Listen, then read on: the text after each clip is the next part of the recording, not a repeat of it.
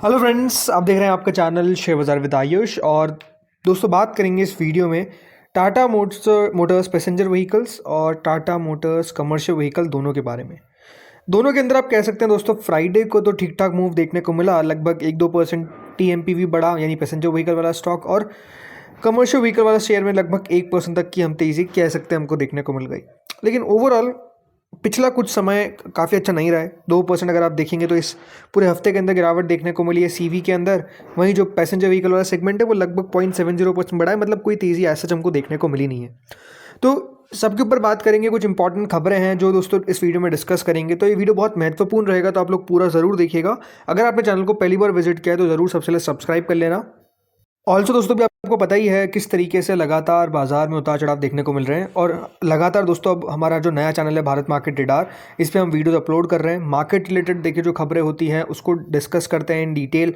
आज का जो पहला वीडियो है वो चैनल पर दोस्तों अपलोड हो चुका है, और कह सकते हैं थोड़ी सी ख़राब खबर निकल कर आई है, और उसके ऊपर हमने बहुत डिटेल में डिस्कशन किया है, तो आप जाकर चेकआउट कर सकते हैं। इसका इम्पैक्ट मंडे को मार्केट्स पर किस तरीके से पड़ता हुआ नजर आएगा वो भी हमने चर्चा की है। तो चैनल को सब्सक्राइब जरूर कर लीजिएगा। इस नए चैनल की लिंक जो है दोस्तों वो डिस्क्रिप्शन में गिवन है, या तो आपको आई बटन पे लिंक मिल जाएगी। चलिए दोस्तों, टाटा मोटर्स पैसेंजर व्हीकल्स पे पहले हम शुरू करते हैं, बिकॉज इस पे एक इंपॉर्टेंट खबर निकल कर आई है। खबर ये है कि दोस्तों टाटा मोटर्स पीवी ने भी आप अनाउंस कर दिया है कि वो अपने पैसेंजर व्हीकल के जो यूनिट्स है उसकी प्राइसेस बढ़ाते हुए नजर आएंगे। ऑलरेडी दोस्तों याद रखिएगा, कमर्शियल व्हीकल ने तो अनाउंस कर ही दिया था कि वो अपने जो गाड़ियाँ हैं उनके दामों में इजाफा करेंगे, यानी बढ़ोतरी करेंगे।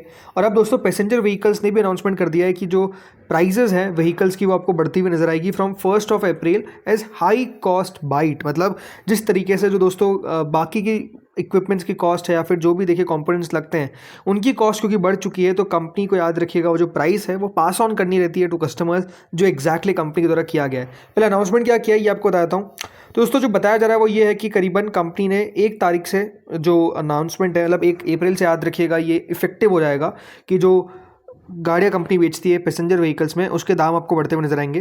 कंपनी ने साफ कहा है कि जो रिवीजन है ये इंप्लीमेंट इसलिए किया गया है ताकि जो लगातार इनपुट कॉस्ट बढ़ रही है, यानी जो बाकी की चीज़ों की प्राइसेस बढ़ रही है, इसका इफेक्ट जो है वो पास ऑन करने के लिए कंपनी ने प्राइस को इंक्रीज़ किया है। वेटेड एवरेज इंक्रीज बताया जा रहा है कि लगभग 0.5% बढ़ता हुआ देखने को मिलेगा, with actual hikes varying by model and variant. मतलब 0.5% याद रखिएगा, अनाउंसमेंट किया गया है कि जो आइस व्हीकल्स कंपनी बेचती है उसके पोर्टफोलियो में तो लगभग 0.5% का इंक्रीज़ है। बाकी जो हाइक होंगे वो मॉडल और वेरिएंट पे भी डिपेंड करेगा, उस हिसाब से कंपनी प्राइस बढ़ाई जा रही है। टीएमपीवी ने एम्फेसाइज किया है कि ये जो एडजस्टमेंट है ये सस्टेनिंग प्रोडक्शन और मेंटेनिंग द क्वालिटी स्टैंडर्ड्स, यानी इसके लिए ज़रूरी है कि अपने क्वालिटी को भी कंपनी मेंटेन कर सके, और जो एडजस्टमेंट है वो भी कंपनी को करना ज़रूरी था, इसीलिए प्राइस को बढ़ाया गया। लेकिन हाँ, ये बात दोस्तों बताई गई है कि जो ईवीज़ हैं अभी वो प्राइसेस उन पे इंक्रीज आपको होता हुआ देखने को नहीं मिलेगा। ऑलरेडी इस बात का ध्यान रखिए, सिर्फ टाटा मोटर्स, जैसे मैंने कहा, पैसेंजर व्हीकल्स ही नहीं, कमर्शियल व्हीकल्स ने लगभग 1.5% का याद रखिएगा इंक्रीज़ किया है, तो उसके सामने तो कंपनी ने सिर्फ 0.5% ही बढ़ाया है। इसके अलावा जो बाकी के भी वर्ल्ड वाइड ऑटो मेकर्स हैं उनकी प्राइसेस आपको लगातार बढ़ती हुई दिख रही है। तो ये ऐसा नहीं कि दोस्तों ये फर्स्ट कंपनी निकल कर आई है, ऑलरेडी सारी कंपनीज जो है वो प्राइस हाइक कर रही है, और 1 अप्रैल को हम ऑलमोस्ट देखते ही कि हमेशा प्राइस हाइक होता ही है। तो ये भी आप कह सकते हैं कि अभी जिस तरीके से रॉ मटेरियल की प्राइस, यानी जो बाकी का इनपुट कॉस्ट है उसकी प्राइसेस बढ़ी है, तो उसको बढ़ाने के लिए कंपनी ने ये स्टेप लिया है। तो ये इम्पैक्ट ज़रूर डालेगा मंडे को स्टॉक की प्राइस पे, किस तरीके से दिखते हैं यहाँ पर रिएक्ट करता है। बाकी एक और दोस्तों खबर ही निकल कर आ रही है पीवी में कि इन्होंने और अफोर्डेबल AWD Harrier.EV का वेरिएंट 26.49 लाख पे दोस्तों लॉन्च किया है। तो ये बताया जा रहा है दोस्तों कि कंपनी ने the new fearless plus QWD 75, ये दोस्तों AWD कैपेबिलिटी के साथ आती है, और इसमें क्या किया गया है कि एक लोअर प्राइस बैंड लेकर आया गया है with strong performance end of road models. तो आप एक और दोस्तों यहाँ पर लॉन्च होता हुआ दिख रहे हैं एट अफोर्डेबल प्राइस।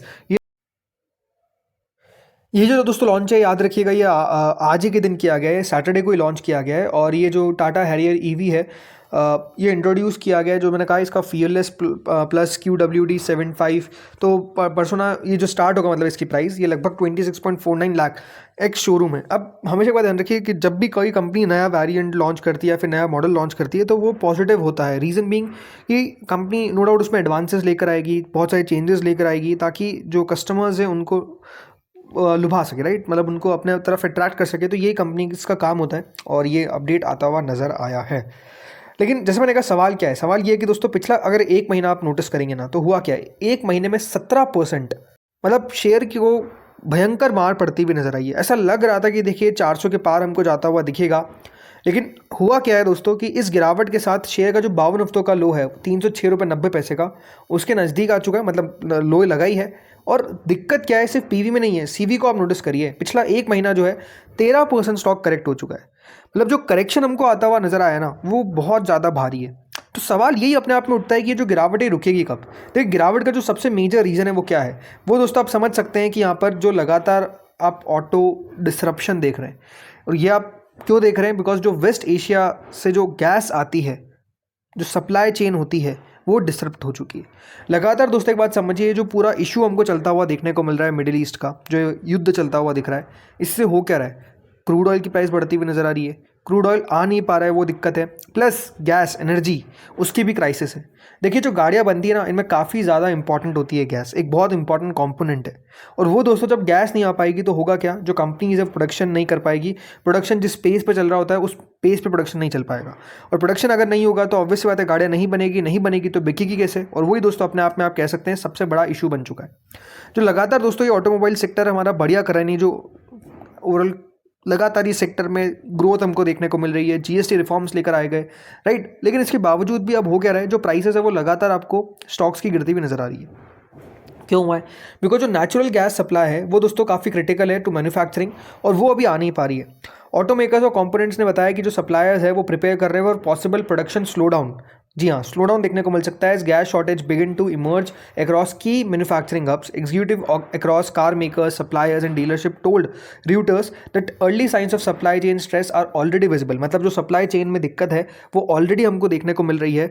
कुछ वेंडर्स रिपोर्ट कर रहे हैं कि डिफिकल्टी देखने को मिल रही है in securing adequate fuel to sustain operations. मतलब जो अर्ली साइंस ऑफ डिसरप्शन है वो ऑलरेडी आ चुके हैं, और ये सिर्फ डिसरप्शन टाटा मोटर्स को नहीं है, मारुति को है, M&M को है, जो भी हमारे यहाँ पे बड़े ऑटोमेकर्स हैं उन सबको नज़र आ रहा है।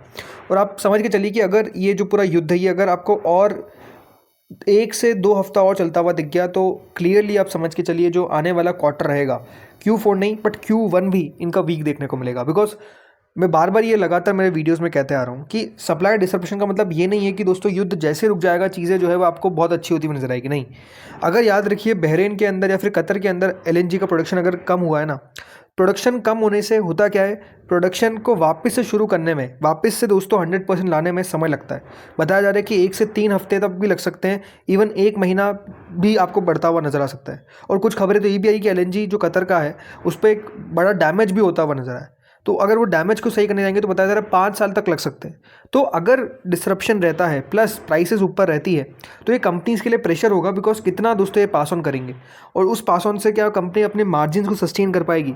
देयर आर मेनी क्वेश्चंस जो अपने आप में दोस्तों अभी यहाँ पर है, और इसका आंसर आप कह सकते हैं जब आने वाले कंपनी की अर्निंग्स रहेगा उसमें जो इन्वेस्टर कॉन्फ्रेंस होगी उसमें पता चल पाएगा, तो उसमें समय लगेगा। बाकी टाटा मोटर्स CV को लेकर दोस्तों एक कवरेज आई है इन्वेस्टेक की, और टारगेट प्राइस आता हुआ नजर आया, ये आपको बताता हूँ। तो CV पे याद रखिएगा बुलिश है अभी इन्वेस्टेक, और उनका मानना है कि 535 रुपये का जो टारगेट है वो देखने को मिल सकता है। मतलब अभी जो शेयर याद रखिएगा ट्रेड कर रहा है 420 पे, इनको लगता है 535 तक आपको पहुँचता हुआ नजर आ सकता है। तो ये तो ब्रोकरेज व्यू है।